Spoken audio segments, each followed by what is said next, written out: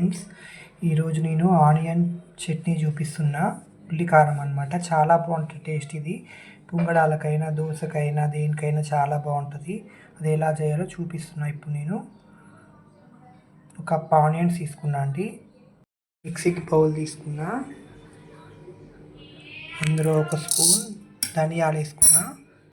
కదండి, ఉల్లిగడ్డ వేస్తే మెదగదు, అందుకని ముందు మనం ధనియాలు మిక్సీ పట్టుకుందాం.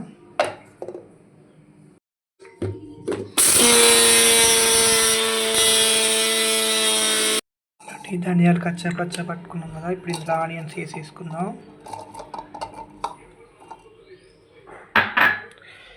ఇందులో వచ్చేసి షుగర్ అండి, కొంచెం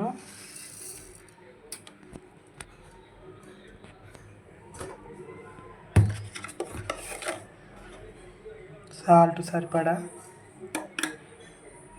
కారం సరిపడా.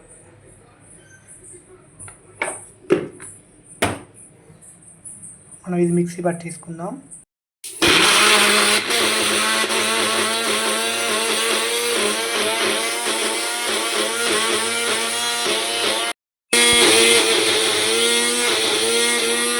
ఏంటండి, ఒక బౌల్లో వేసేసుకుందాం. ఇప్పుడు మనం ఏంటండి, ఒక బౌల్లో వేసేసుకుంటున్నాం.